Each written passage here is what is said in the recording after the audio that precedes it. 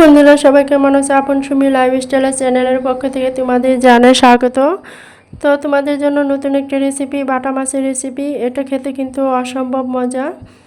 তো বেশি কথা না বলে চলে যাই মূল রেসিপিতে। তো প্রথমে আমি বাটা মাছগুলো খুব সুন্দরভাবে পরিষ্কার করে ধুয়ে নিয়েছি। এরপর আমি বাজে স্মেল যাতে না থাকে এ কারণে নেবু অ্যাড করে দিয়েছি, নেবুর রস। তো এটা দেওয়ার পর আমি লবণ, হলুদ, মরিচের গুঁড়ো দিয়ে হালকা পরিমাণে দিয়ে তো আমি এটাকে মেখে 5 মিনিট রেখে দিব। তো এরপর আমি ফ্রাই প্যানে হালকা তেল দিয়ে আমি ভেজে নেব এক এক করে।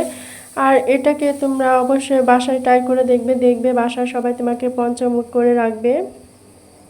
আর খেতেও কিন্তু দুর্দান্ত স্বাদ। আর অবশ্যই ভিডিওটা স্কিপ না করে তোমরা পুরো ভিডিওটা দেখতে থাকো। তোমাদের জন্য অনেক অনেক দোয়া রইল আমার পক্ষ থেকে।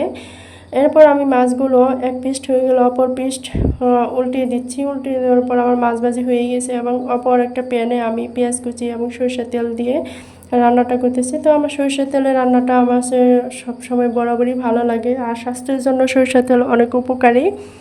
পেঁয়াজ কুচি হালকা হয়ে গেলে এরপর আমি দিয়ে দিব জিরে এবং দারচিনি, এলাচ। তো বেশি পরিমাণে দিব না, অল্প পরিমাণে, যেহেতু রান্নাটা অল্প পরিমাণেই। এরপর শুকনো উপকরণগুলো দিয়ে দিব হলুদ, মরিচ এবং সজির গুঁড়ো। এরপর দিয়েছি আদা রসুনের পেস্ট এবং জিরের পেস্ট দিয়ে আর আমার চাট মশলা হাফ চা চামচ দিয়ে দিয়েছি।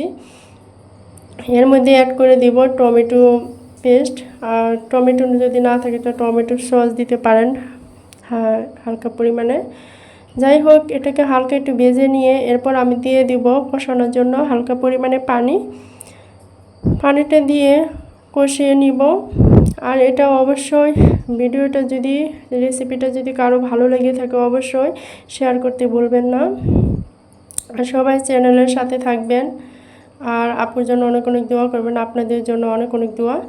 এরপর আমার কষানো হয়ে গেলে আমি মাছগুলো দিয়ে দিব। এরপর আমি ঝোলের জন্য অ্যাড করব পানি এবং পেঁয়াজ কুচিটা দেওয়ার কারণ হলো যে এটা দেখা যায় রান্নার মধ্যে সিদ্ধ হয়ে একটু মিষ্টি মিষ্টি ভাব চলে আসবে, অনেক ভালো লাগবে। এটার মধ্যে আসলে পেঁয়াজ কুচিটা বেশি পরিমাণে লাগে যেহেতু পেঁয়াজ দিয়ে রান্নাটা। আর দেখা যায় একটা মাছ দিয়ে সব খাওয়া শেষ হয়ে যায়। আর এর মধ্যে আমার রান্নাটা কমপ্লিট হয়েছে। এরপর আমি ধনিয়া পাতা কুচি দিয়ে দিয়েছি, ফোড়নের জন্য দিয়ে দিয়েছি সর্ষে এবং কালো জিরে দিয়ে ফোড়নটা দিয়ে দিয়েছি।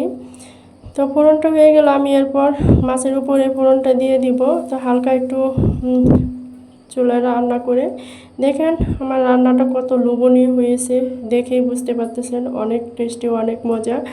আর শেয়ার করতে ভুলবেন না সবাইকে।